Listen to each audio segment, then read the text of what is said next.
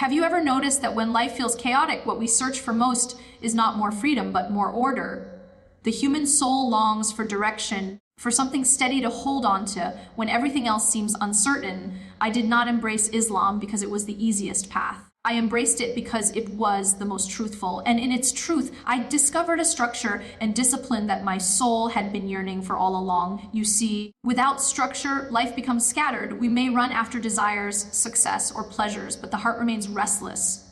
It is like a bird with no nest, flying endlessly without rest. Islam gave me that nest. It gave me the order I was missing. When I first encountered the discipline of Islam, I realized something profound. Many see as rules are in fact anchors for the soul. Prayer at specific times, 5 times a day, seems like discipline for the body, but really it is nourishment for the heart. Fasting appears like restraint, but in reality it teaches freedom from the chains of the self. Even the way we eat, dress, and speak, all of it is designed to purify, not to restrict. Structure is not about losing yourself, it is about finding yourself.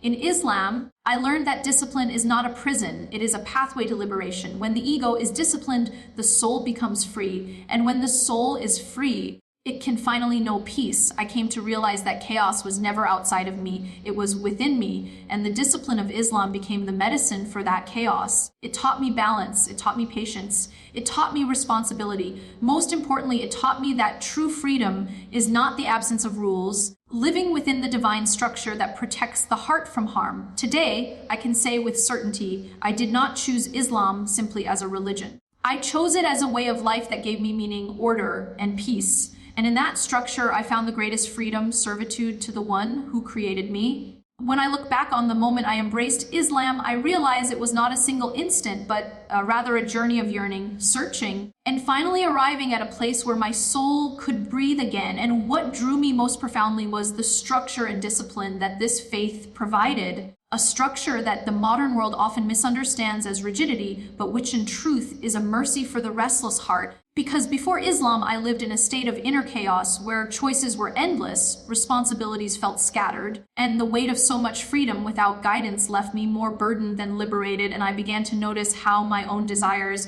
unregulated, unchecked, were not leading me to peace, but instead driving me deeper into restlessness, like a bird flying endlessly with no destination. So when I encountered Islam's framework, the rhythm of prayer, the patterns of fasting, the guidance on how to speak, how to eat, even how to carry myself, it felt at first unfamiliar, but soon revealed itself as the order that my soul had been craving, because human beings are not made to wander without direction. We are created to follow a path, and Islam gave me that path with clarity and compassion. And I realized that discipline in this faith is not there to suffocate, but to protect, not to chain, but to liberate, because when the ego is disciplined, the soul is freed. And that is something the modern narrative rarely tells us, that true freedom is not the absence of rules, but the presence of meaningful guidance. For a life without guidance becomes like a road with no signs, where every turn feels uncertain and every decision weighs heavy on the spirit. But a road with clear signs does not restrict the traveler, it protects the traveler from getting lost. And that is exactly what I found in Islam, a map for the heart, a structure for the body, and a discipline for the mind. And what amazed me most was that every act of discipline had a spiritual psychology behind it. For example, the 5 daily prayers do not only regulate time, they regulate the heart, reminding us again and again that we are not the center of the universe. God is, and in that repetition I found peace, because before I prayed, I was consumed by my own worries. But now those worries are interrupted by a call that pulls me away from myself and back to the source of peace. And fasting, too, seemed at first like mere physical restraint, but in practice became a school of patience, humility, and gratitude, teaching me that I do not have to be a slave to my hunger, my habits, or my impulses. And that lesson spilled into every other area of my life, giving me control where once I felt controlled, and even the etiquette of eating, dressing, and speaking, which outsiders may view as restrictions, became reminders of dignity, mindfulness, and responsibility. And slowly I realized that this discipline was reshaping not just my actions, but my entire identity, pulling me out of chaos and into balance, out of self-centeredness and into God consciousness. And I began to see that the real prison is not discipline. The real prison is the ego left unchecked. The desires left unbounded, the constant chase after things that never satisfy. Because what is more imprisoning than always wanting more, always needing the next thing to feel full, and yet never feeling full, while Islam, with its structure, taught me contentment, taught me to pause, taught me to align my will with the divine will, and in doing so, it gave me a freedom I had never known, the freedom to be at peace with myself and my Creator. And so what began as curiosity about a religion's rules became the discovery of a divine system that addresses the deepest psychological and spiritual needs of the human being. And today, when I reflect on why I converted, it is clear that I did not embrace Islam simply for its theology, though its theology is profound, nor only for its community, though the community is a blessing, but because within its structure and discipline I found the cure to the inner chaos that no amount of worldly freedom could heal. And now I live with a rhythm, a balance, and a clarity that constantly reminds me of who I am, why I am here, and where I am going. And this is why I say with certainty that the structure and discipline of Islam did not confine me, it liberated me, it did not silence me, it gave my voice meaning. It did not limit my freedom, it gave me a truer freedom, the freedom of a soul no longer enslaved by the world, but anchored in peace with its Creator. When I reflect on my journey of embracing Islam, I realize that what drew me most deeply was not just the spiritual message of oneness, the way the faith provides a structure and discipline that speaks to the human soul at its core.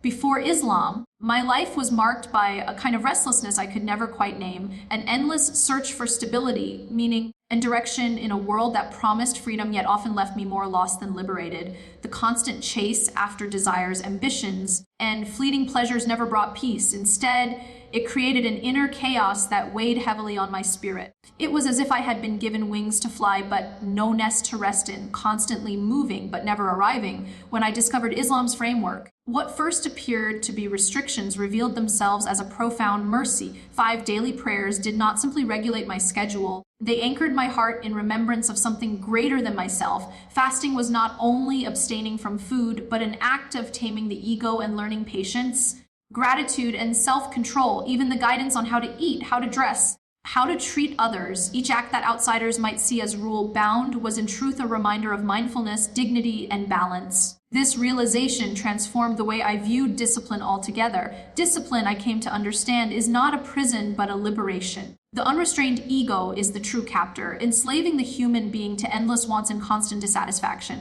But discipline, when guided by divine wisdom, trains the soul to rise above those chains. In this way, the structure of Islam began to heal the disorder inside me, aligning my inner world with a higher purpose and giving my life a rhythm I had never known before. The more I lived within this discipline, the more I recognized how deeply it spoke to both my psychological and spiritual needs. Structure was not about control, it was about protection. Just as a road with clear signs does not restrict a traveler, but guides them safely to their destination, the divine framework of Islam offered me clarity and protection in a world filled with confusion. The prayers pulled me out of my worries and back to peace throughout the day. The fasting reminded me that I am more than my appetites and that true strength is found in restraint.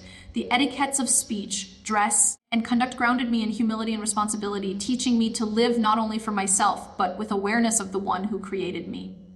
Slowly, the transformation became undeniable. The emptiness that once haunted me gave way to balance. The aimlessness that once defined me turned into direction. And the chaos that consumed me was replaced with calm. I realized that what I had been chasing in the name of freedom was, in reality, a form of bondage. Because to be enslaved by desires is to never find rest, to never be satisfied. Islam, through its structure and discipline, gave me the greatest freedom of all, the freedom to live in peace with myself and with my Creator. It showed me that liberation is not found in doing whatever we want, whenever we want, but in aligning our will with the divine will, where the heart finally finds home. And so I stand by this truth. I did not accept Islam to lose myself, to find myself, and in its structure I discovered not restriction but meaning, not confinement but peace, not limitations but the vastness of a soul connected to the eternal. When I embraced Islam, it was not out of impulse or fleeting inspiration, but out of a profound recognition that my soul had been yearning for a structure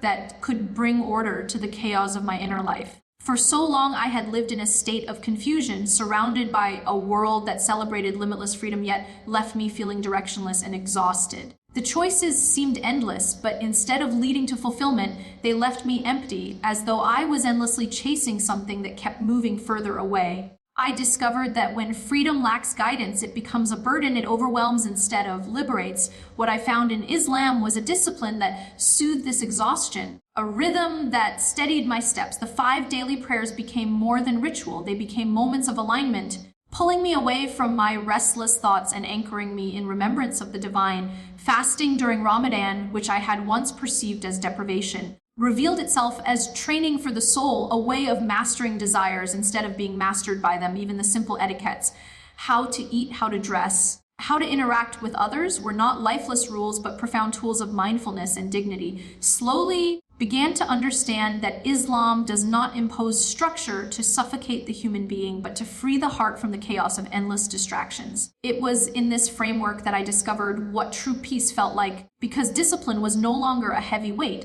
but a gift that allowed me to rise above the noise of the world. As I lived more deeply within this framework, I realized that what I once saw as boundaries were in fact forms of protection. Islam gave me a clear path to walk on, and walking that path did not make me smaller, it made me whole. Without it, life had felt like wandering a road with no signs, always anxious about which way to turn. With it, I could travel with clarity, knowing the direction of my destination. Prayer, fasting, charity, and mindfulness became like road markers that not only guided me, but also reminded me of the presence of God in every moment. This structure addressed not only the actions of my body, but also the longings of my heart. It taught me patience when I wanted everything instantly, gratitude when I felt deprived, and humility when pride tried to take root. It shifted my perspective from living for temporary to living with awareness of the eternal. What moved me most was realizing that this discipline was not arbitrary. Every command carried wisdom. Every act had a purpose. What seemed like repetition in daily worship was actually training the heart, disciplining the ego, and polishing the soul. The very rhythm of Islam became a mirror that showed me my weaknesses and a remedy that helped me heal them. It became clear to me that structure was not about control.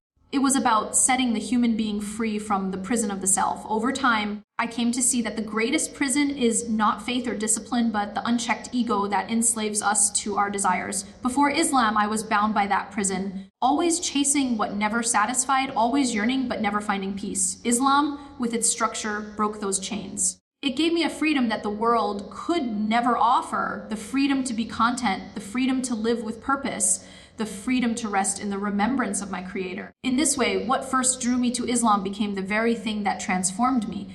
The discipline that once looked like limitation revealed itself as liberation. The structure that seemed rigid from the outside became the very rhythm that healed my inner chaos. Through it, I found balance in my daily life, clarity in my purpose, and peace in my heart. I learned that true liberation is not about doing whatever I want, but about aligning my will with the one who knows me better than I know myself. This realization has been the most life-changing gift of all. I did not enter Islam to restrict myself, but to find myself. And in its structure and discipline, I discovered meaning, order, and a peace that will remain with me for as long as I live. When I reflect on why I embraced Islam, the most striking truth is that my soul had been searching for a place of order, a framework that could give direction to the confusion that defined so much of my life. I had lived in a constant tension between wanting complete freedom and realizing that freedom without guidance only left me restless. The more I chased after desires, ambitions, and worldly pleasures, the more exhausted I became because nothing seemed to bring lasting peace. I thought freedom was about having no boundaries, yet that very lack of boundaries was what created the weight of emptiness inside me. When I encountered Islam, I discovered a structure that at first appeared like a set of rules, but slowly revealed itself as the answer to the disorder of my heart. What seemed restrictive from a distance became, upon living it, the medicine that calmed the chaos.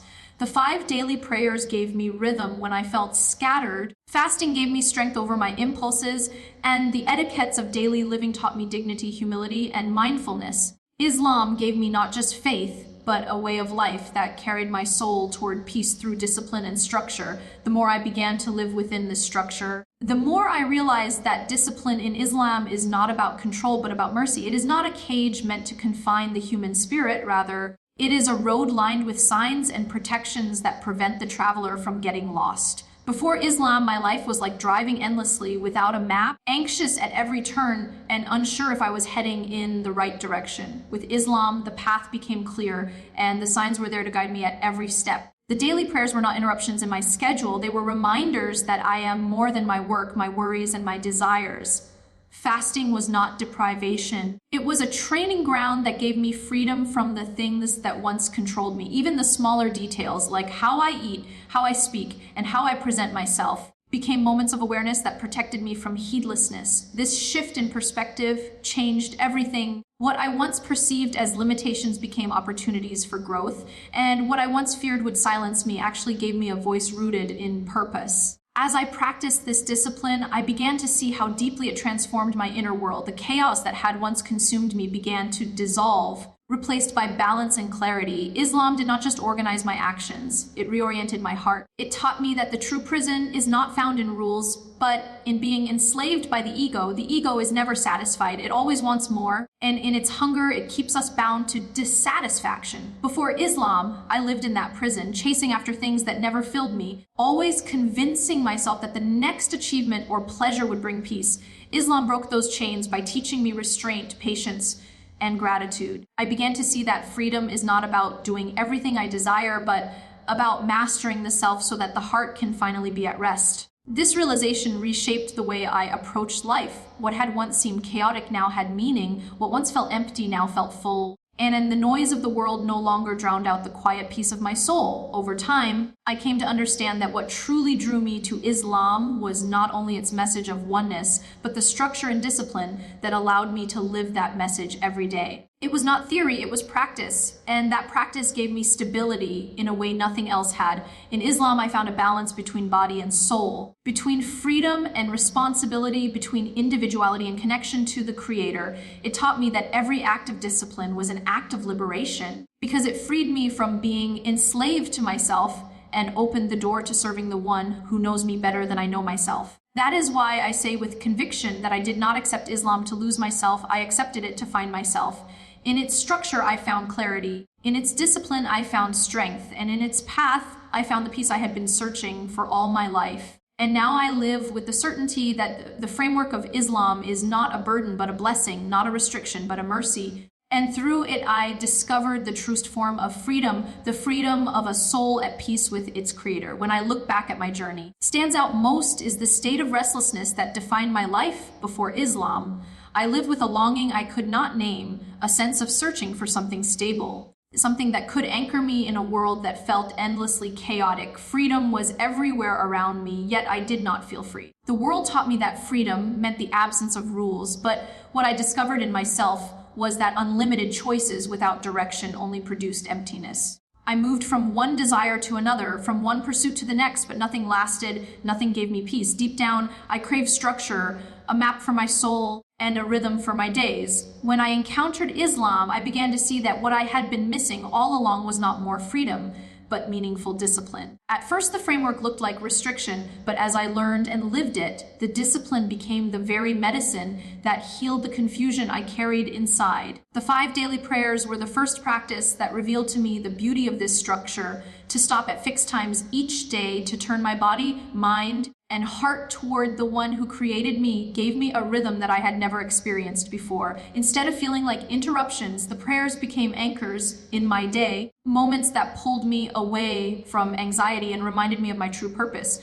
Fasting, which seemed harsh at first glance, turned out to be a powerful act of freedom. It taught me that I did not have to live enslaved to my desires, that I could rise above the constant pull of hunger, impulses, and habits. Even the small acts, such as how to eat with gratitude, how to dress with dignity, and how to speak with kindness, were lessons in mindfulness that shaped me into someone more grounded and aware. The structure of Islam showed me that discipline is not about control, but about care, not about limiting who I am, but about guiding me to become who I was meant to be. The deeper I lived within this structure, the more I realized that what I had always feared as limitation was in fact liberation. Before Islam, I thought freedom meant saying yes to everything my ego wanted, but that kind of freedom quickly turned into a prison. The ego is never satisfied, always chasing the next desire, the next possession, the next momentary happiness, and in serving it, I found myself restless and unfulfilled. Islam turned that illusion on its head. By teaching me to restrain the ego, it freed me from its chains.